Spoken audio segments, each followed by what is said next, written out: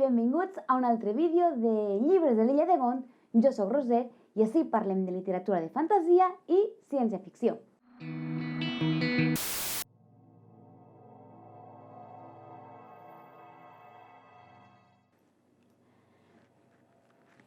Vale.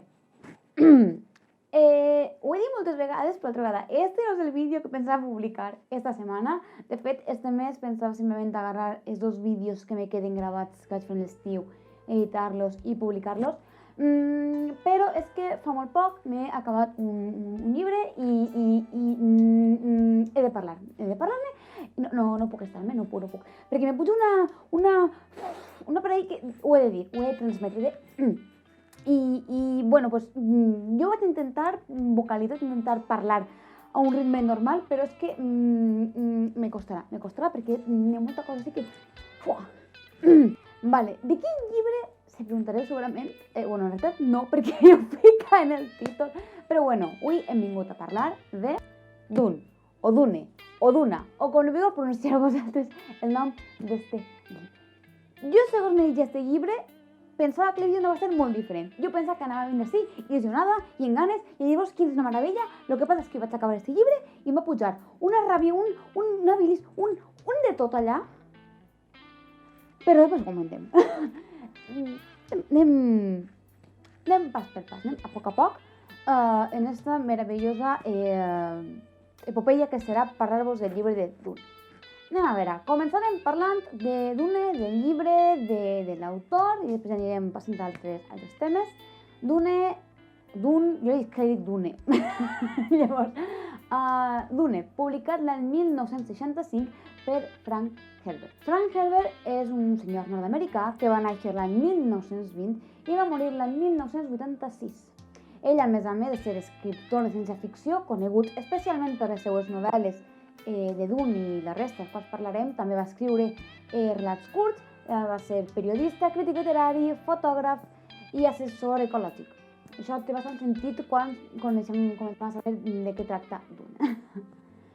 Ell no va estudiar a la universitat, però, bueno, sí que va fer alguns cursos, però no va arribar mai a graduar-se, diguem.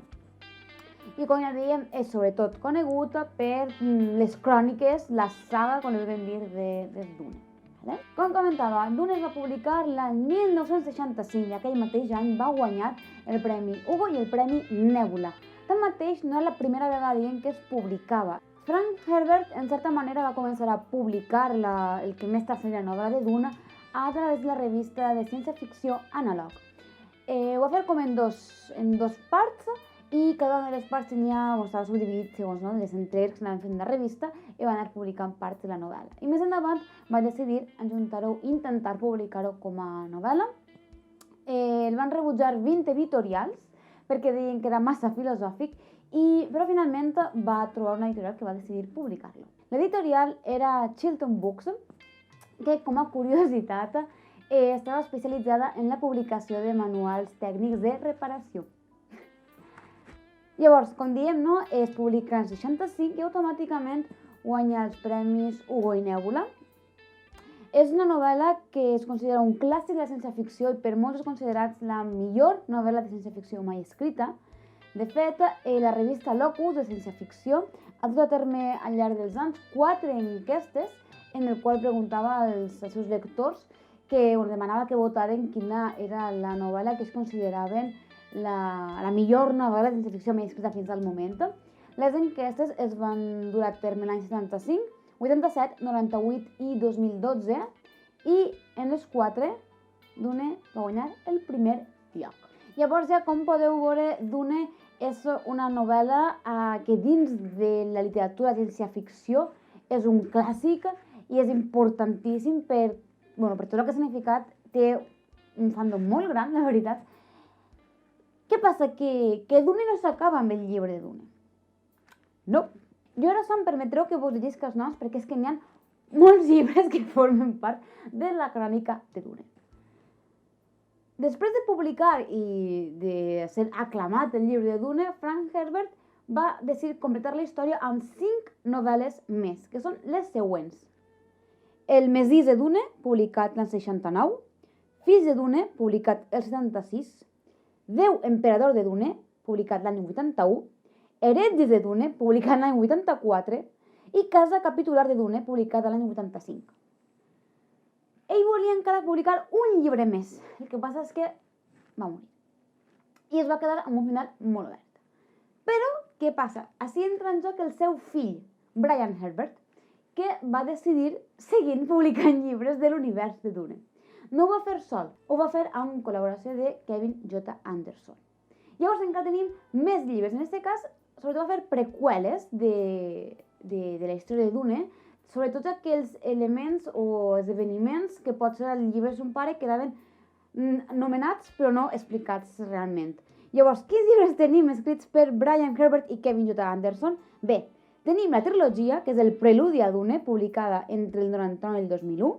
Després tenim 5 llibres que formen la saga de Llegendes de Dune, publicada entre el 2002 i el 2007. D'estes 5 llibres, el quart i el cinquè tenen la intenció de completar la història que son pare no va completar.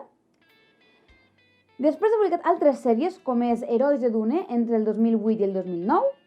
Va publicar Grans Escoles de Dune, entre el 2012 i el 2016. I, finalment, la trilogia de Caladan, que va començar a publicar-se en 2020 i encara està publicant-se. Llavors, com podeu veure, podem parlar molt fàcilment de l'univers de Dune, fins i tot la galàxia de Dune, amb totes aquestes publicacions que tenen lloc en aquest univers, en aquests planetes, i que ens expliquen tota aquella societat. Vale. Més enllà d'això, s'han fet també adaptacions a novel·la gràfica, sobretot se m'ha encarregat el fill, Brian Herbert.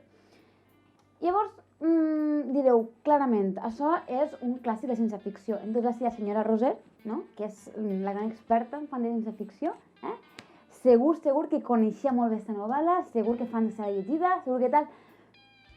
Bueno, vaig explicar-vos com esta pallassa de senyora va descobrir Dune.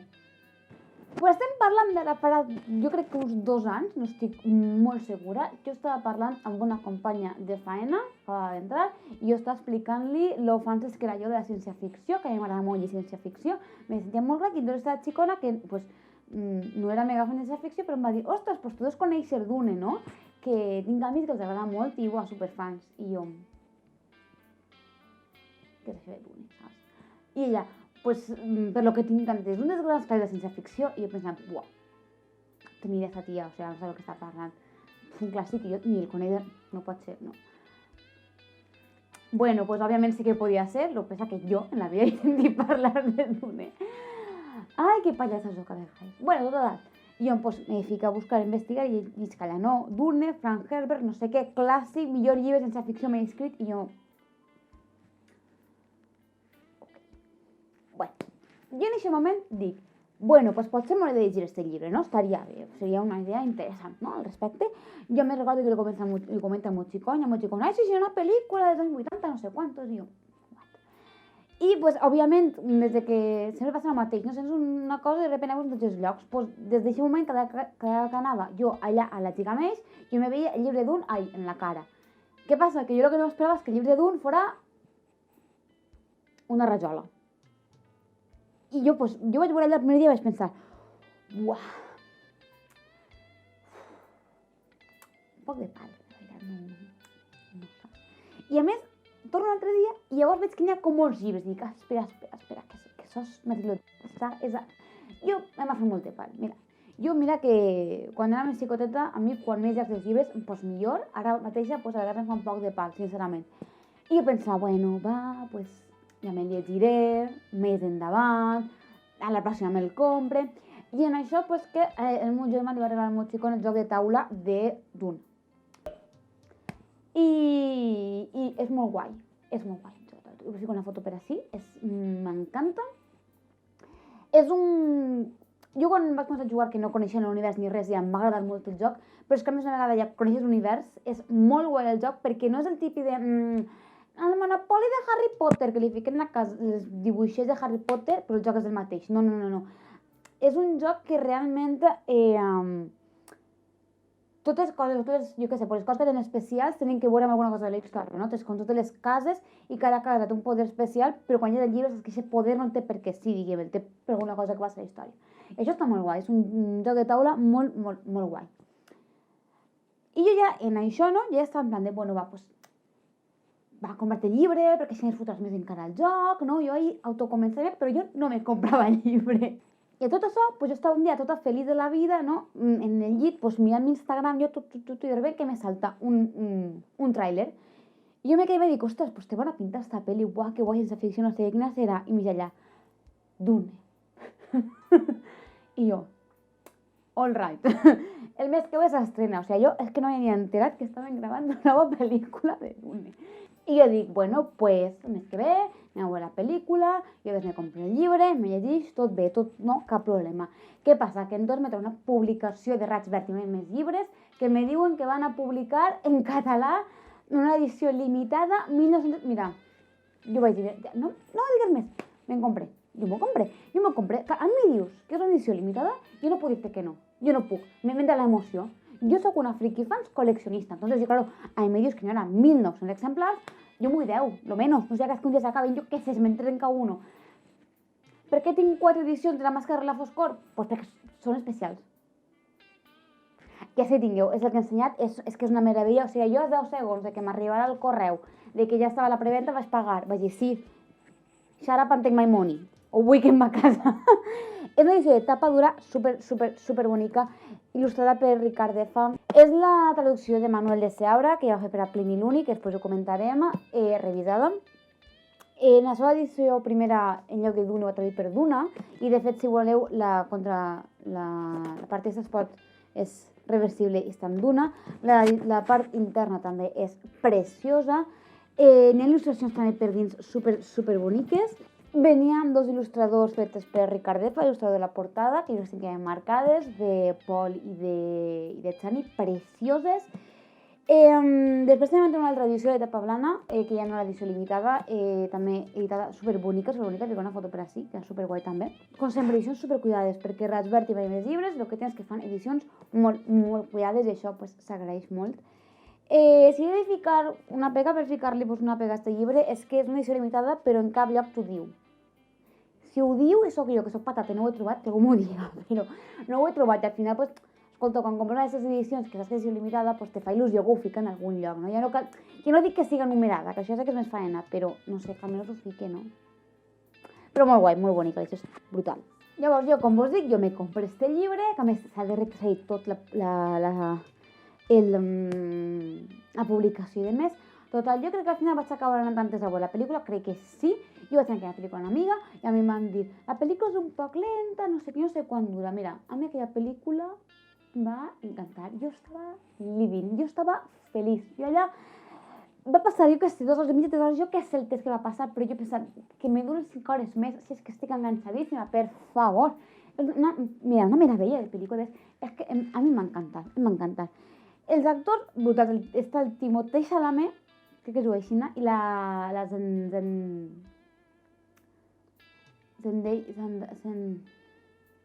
How does Zendaya? I'm ripping through these. Yeah, I know. Pronounce her name. Zendaya. We just said it. Said it. Zendaya. Bueno, entre molts altres, el Dave Bautista, el Jimmy Isaac, mira, jo de veure aquella pel·lícula, jo vaig dir, dient, me llegiré el llibre. O sigui, jo no puc esperar-me 3 segons més a llegir-me este llibre. Que a tot això, si a vos interessa, jo he descobert un canal de YouTube, crec que també tenen Twitch, no sé, de 3 xicons que fan crítiques de cine en català i vaig veure justament únicament la de Dune i em va fer tota la risa del món. Criticutres, o sigui, m'encanta, de veres. L'energia que desprenen és com fanses, però fanses molt fanses. I per mi és com, mira, és que són com jo. O sigui, quan soc fan d'una cosa, jo és com, sí, m'agrada. No, jo ho visc molt. Jo és com, m'agrada, ¿vale? I se nota molt. I a vegades tindrà molt voltant com aquesta agòbia de l'energia que desprèn respecte a les coses de les quals soc molt fan. I m'agrada molt perquè me transmetint una energia per l'estil, a més una energia caòtica que m'ha fet tota la resta del món. Entonces, vos m'ho deixen enllaçat per si voleu anar a mirar la seva crítica o el seu comentari o qualsevol d'altres que tenen. Que a més, sempre que es pot recomanar creadors de continguts en català, està bé. L'única, mira una cosa, sí, això sí, no crec que veieu aquest vídeo, però el xic que està darrere dient que The Arrival una merda, no. The Arrival és una pel·lícula fantàstica. Però bueno, i res, i així jo finalment vaig decidir que m'anava a llegir el llibre i és el que he fet. Abans de passar a parlar de l'argument, de què es tracta, no sé quantos, sí que també volia comentar, pues, ja que estem parlant de la pel·lícula, que, òbviament, com crec que ho he dit, no és la primera pel·lícula que es fa de Dune, i de fet s'ha adaptat moltíssim a diferents formats.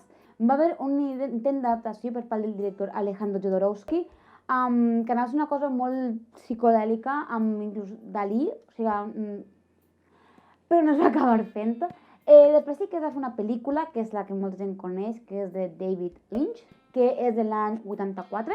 Jo pues, no l'he vista, però bueno, si algú l'ha vista, pues, si els comentaris, òbviament, si vaig, ho comentaré. També s'han fet adaptacions per a la televisió, 2 minissèries, de fet, per al canal Sci-Fi.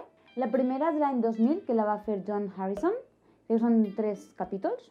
I també per al canal Sci-Fi, diria que uns 3 anys després va fer una altra minissèrie dirigida per Greg Yaitanes, no sé com es pronuncia el seu cognom, basant-se en els 2 llibres següents de Dune, Fills de Dune i El Mesís de Dune. Com ja he comentat, s'ha, per exemple, també adaptat a jocs de taula, com el Guillotine, però aquí hi ha altres jocs de taula, i de fet crec que recentment s'ha publicat un de nou arran de la pel·lícula.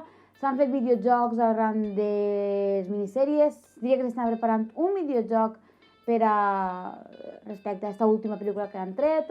S'han fet, com ja he dit, novel·les gràfiques, s'han fet còmics, etc. Bueno, està molt adaptat, com és d'esperar, d'una novel·la que és... no? En quant a publicacions, en quant a traduccions al castellà, diria que són tots els llibres traduïts. Tanmateix, a català només es va traduir el primer llibre l'any 85 en la col·lecció de Pleniluni. Jo tinc alguns llibres, una edició que va voler traduir els grans noms de ciència-ficció al català, i ho va traduir un gran traductor que és Manuel de Seabra. No es va traduir cap altre dels llibres, també va tancar-la on van deixar de publicar aquesta col·lecció de Pleniluni. Com ja sabem, durant molts anys la literatura fantàstica i ciència-ficció no s'ha traduït gaire al català, i recentment tinguem un boom del qual tots som feliços, tots agraïm aquest gran boom, i llavors, com dèiem, Mai Més i Raig Verd han decidit recuperar aquella traducció revisada. Jo m'agradaria saber si seguiran publicant les traduccions que mai no han arribat a ser en català de Dies de Dune, m'agradaria. Però bueno, ja veurem. Bueno, i després d'esta mega introducció a l'univers, la galàxia, el que li vulguem dir de Dune, anem a parlar del llibre, perquè esteu preguntant-se, però Roser, si per ara no té res roïn, no? Per ara tot bien, per ara tot tu feliç, què és el que te fa ràbia? Anem. Bueno, explicar de què va Dune és complicadet, Jo, de fet, mira, us comento el vídeo que de Criticutres fa un resum molt bo de què va la pel·lícula, i a més explica una cosa la qual en la pel·lícula crec que no es diu, i al llibre, si no te llegeixes l'últim apèndix, que és una llista de vocabulari, tampoc t'entens de què ha passat. I és el fet de que, segur que en aquesta galàxia va haver una guerra, una espècie de guerra contra les màquines, i van eliminar tota la tecnologia. I llavors estan com un equilibri intentant que... O sigui, n'hi ha com unes lleis dins d'aquesta tecnologia, no?, perquè cap de les faccions que hi ha en aquest moment supera l'altra, perquè és que hi ha un equilibri i una pau. I entonces veiem que és una societat molt avançada en cert sentit, però que en altres coses són bastant rudimentaris, no? No són atacant amb pistoletes i làsers, sinó que, per exemple, gasten molt les espases, els dagues, els coltells, que diuen molt. I tal, vale? Llavors, tenim com 3 eixos de poder, més o menys, no? Tenim l'imperi amb l'emperador, tenim la guilda, que són els que s'encarreguen dels viatges interespacials, i tenim les grans cases. El nostre protagonista és l'hereu del ducat de la casa d'Atreides, és Paul Atreides. En aquest moment son pare encara està viu, que és Leto Atreides. I ells viuen en el planeta de Caladan, o Caladan, no sé com es pronunciarà, jo li dic Caladan, no sé molt per què, suposo que per Galavant. Llavors, en esta galàxia, en aquest univers, al no haver tecnologies, el que s'ha fet és intentar guanyar poder a través de desenvolupar genèticament certs poders psíquics i mentals en els éssers humans. I una cosa que s'utilitza molt per això és l'espècia. L'espècia és un tipus de droga que d'una manera sí que ajuda a augmentar aquests poders psíquics i mentals. De fet, és el que utilitza la guilda, que és els que s'encarreguen de viatges espacials, que el que els ajuda és com a veure una espècie del futur recent i per tant saber per on poder anar i que la nau no faci pum i se trenqui, se pega com... Bueno. Crec que era una cosa així, a veure, els experts de Dune, si jo estic així liant-la molt, doncs comenteu-me i ja està, ¿vale? Però diria que era una cosa per l'estil. Què passa amb aquesta espècie?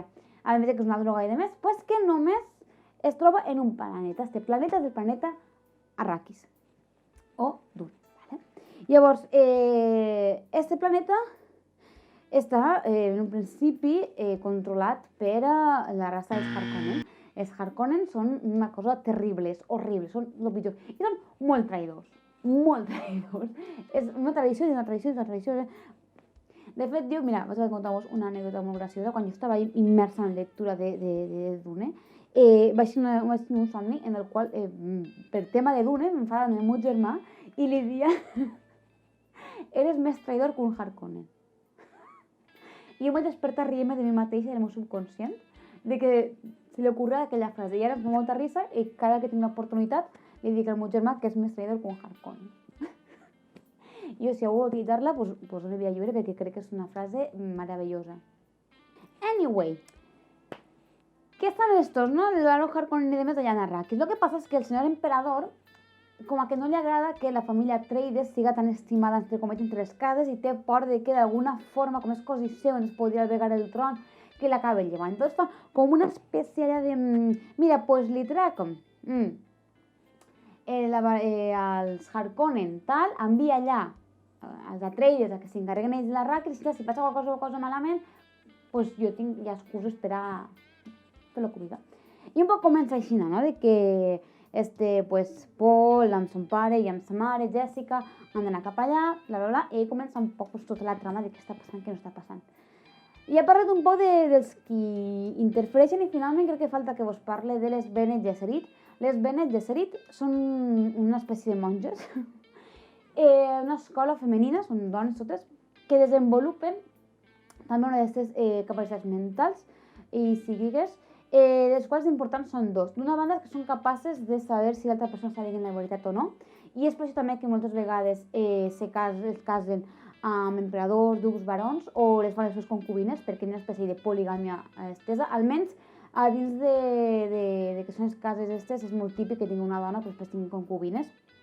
Està la deïdora de la veritat, que va sempre amb l'emperador, que no és la seva concubina, però és la que està bé dient-li si l'altra persona està dient la veritat o no. I després tenen el poder del que es diu la veu, que és que modulant la seva veu són capaços de obligar la gent a fer coses, simplement utilitzant la veu, no? I això és una cosa que aprenen, diguem, les Bene Gesserit. I la mare de Paul és una Bene Gesserit, que és concubina, ella no està casada, no s'ha casat mai amb Leto.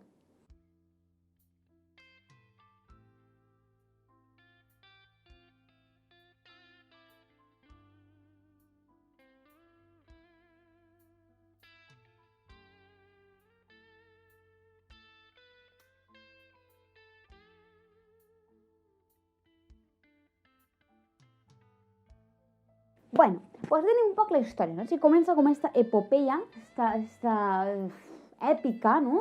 Este cantar, diguem, amb el protagonista, com diguem, Paul Atreides, en el planeta Arrakis. Què podem dir d'aquesta novel·la a nivell de temes? És una novel·la, pues, sí, és molt filosòfica, perquè què és el que va aconseguir, o què és segurament la intenció de Frank Herbert al eliminar les màquines? Centrar-se exclusivament en la humanitat i en la política. Però és un tema, és una novel·la de ciència-ficció que, d'una banda, com dic, ens parla de la societat, ens parla de l'ésser humà, de la naturalesa de l'ésser humà i de l'adaptabilitat de l'ésser humà a condicions extremes, com d'altra banda també es parla de la política, de les tradicions, dels complots, no? De la lleialtat, la no lleialtat, l'honor, etc. I això pues, està molt ben aconseguit, és molt interessant aquestes trames, aquestes intrigues que tenim tot al llarg del llibre. És una novel·la també que tracta molt de l'ecologia. Alguns l'han qualificat com un llibre de sensibilització ecològica.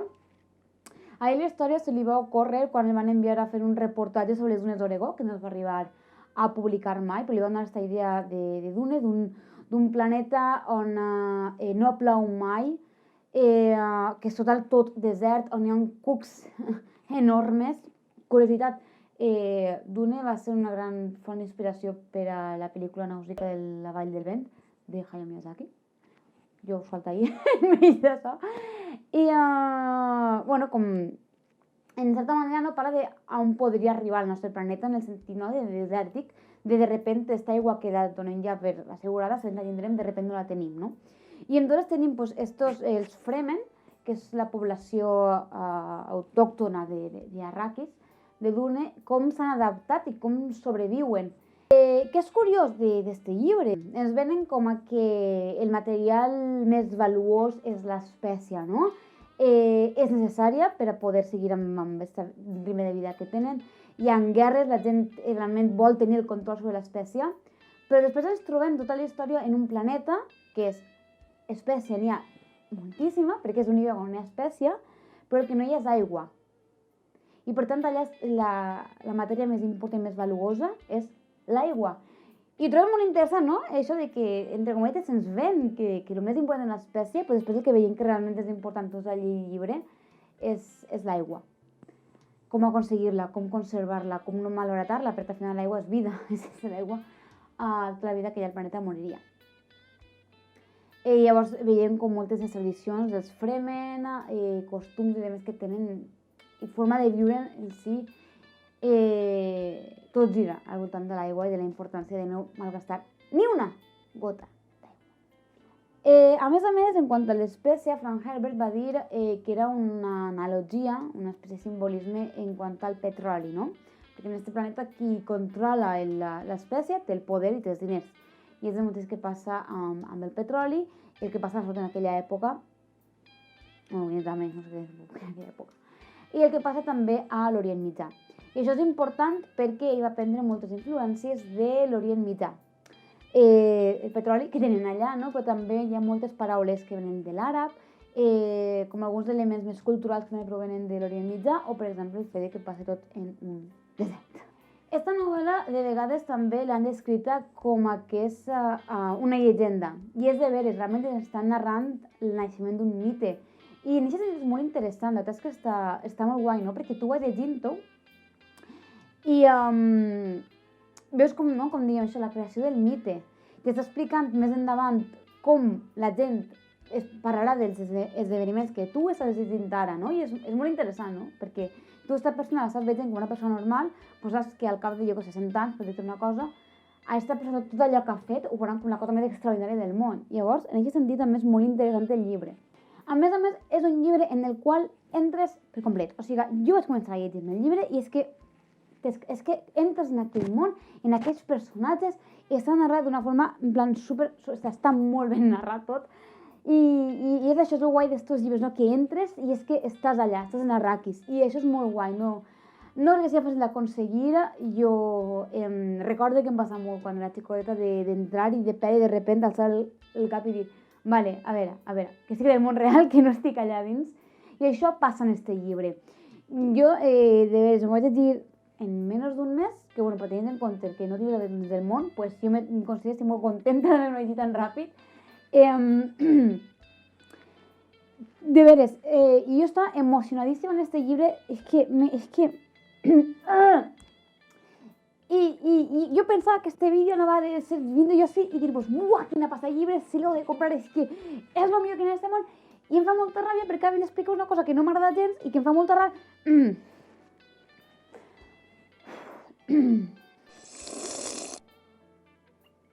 I claro, ara, jo sé el que sé preguntar-se, aneu a veure, si tot el que veus que són coses bones, si t'encanta, si t'encanta la història, si està molt bé, si és personal, si bla, bla, bla, què passa? Pues lo que passa és que jo, segons anava llegint, anava trobant-me masclisme. I al principi ho anava deixant passar. Però va arribar un punt en què vaig dir... Entonces, diràs, Rosel, això ho has vist? No sé, ara potser millor que és una exagerada, jo què sé, però jo t'explico les coses que m'han anat fent molta ràbia segons anar llegint el llibre. Al principi de la novel·la, no, són tots homes, principalment, que en aquest punt dius, bueno, pues és molt de l'època, no, protagonista masculí. Pues bueno, pues ja està, tenen el Paul Atreides, el Leto, I les dones que apareixen són, com us dic, les Bene Gesserit, aquesta escola que no, tal. Què passa? Que les Bene Gesserit se les trata de bruixes, de manipuladores, de que no te pots fiar mai d'elles, de que només busquen el seu propi benefici.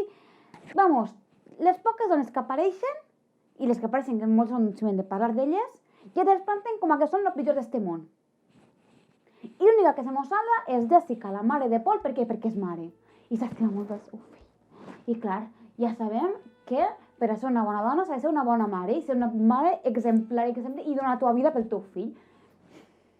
Però bueno, jo ahir vaig dir, mira, no passa res perquè jo sé que preparen els fremen i, saps, pues jo què sé, a lo millor simplement tal, això millorant. Bueno.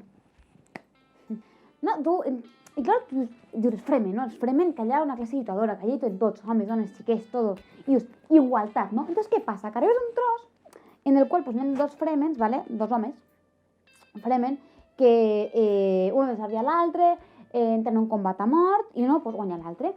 El que es mor estava casat.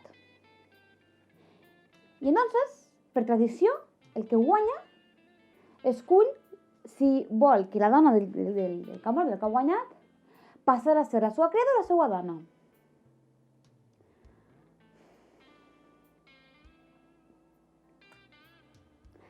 Clar, perquè les dones són un objecte que simplement quan se mor un marit no es pot quedar la pobra dona viuda.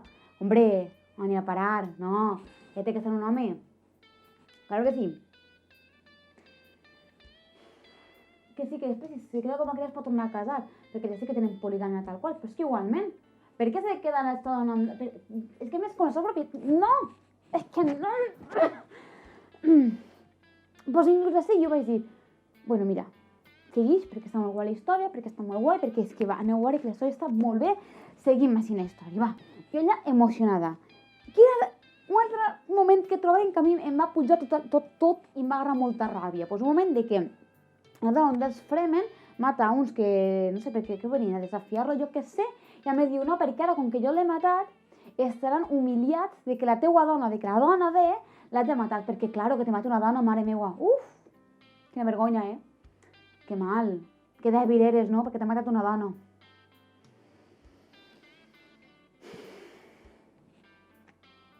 I a pesar de tot, jo així continuava dient, perquè ja estem cap al final del llibre i dic, Roser, va, que el llibre està molt guai, Roser, que el llibre està molt guai, tu, que això no te rebenta el llibre, que això tu igualment en il·lusió, en ganes, dale, seguix, va, que a veure com acaba això.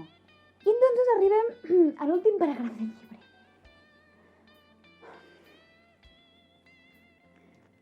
Això jo intentaré fer-ho com he fet fins ara, sense spoilers, però ho he estat pensant i potser si gusta llegir-se el que siga pot, diguem, deduir el que estic dient. Entonces, per si un cas us fique per si, spoiler alert, i ja, pues, si ho vegeu, i si no us pareix spoiler, bé, i si us pareix un spoiler, pues esteu avisats, jo. Però en aquest últim paràgraf, vale? N'hi ha dos dones, molt simpàtiques elles, parlant una a l'altra, i el que... És que m'ho he rellegit i tot, per estar segura que ho havia entès bé. El que dona a entendre és que el valor d'una dona es basa, o diguem, simplement depèn de lo que te valora el teu marit. O sea, no depèn de la tua valor, depèn de tu com a persona com eres, ni de com eres, ni de lo fort que és. No. Dona igual lo que sigues tu. Que si el teu marit no te valora per lo que siga, tu no vas a merda. Claro que sí. El valor d'una dona depèn d'un home. I, pues el pitjor de tot, que això ho diuen rient-se, ridiculitzant i humillant una altra dona.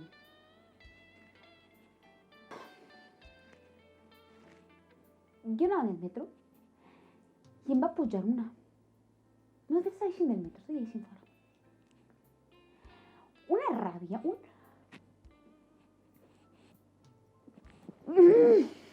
És que no puc, és que em fica de mala llet. Em fica de molt mala llet. Però és que el que més mala llet me fica, o sigui, el que més ràbia em fa de tot això, és que a mi aquest llibre m'agrada molt, i és que m'agrada molt. I em fa ràbia que aquestes coses facin que li tinga mania al llibre. Sí, jo li tinc mania a Dune, i em fa ràbia tenir mania a Dune, perquè és que és un llibre que m'agrada molt. Esto mal, jo no, esto no. Això no ho podem fer. Amb això què vull dir? Que no se diu Dune? Doncs no, òbviament que no vos dic que no se diu Dune, si és que de veres, si és que no vos he mentit, que és un llibre que jo he entrat molt, que m'ha agradat, que és que me l'he llegit, però que l'he devorat. Però també vos dic que llegiu sabent que té aquestes cosetes. Jo antes, mentre me llegia el llibre, la meva idea era, jo m'acabé este llibre i jo m'he llegit a media, així que almenys estos 5 primers al matí me'ls vaig llegint. Ja si en castellà o en anglès més diuen, me'ls vaig llegint. Ara mateixa,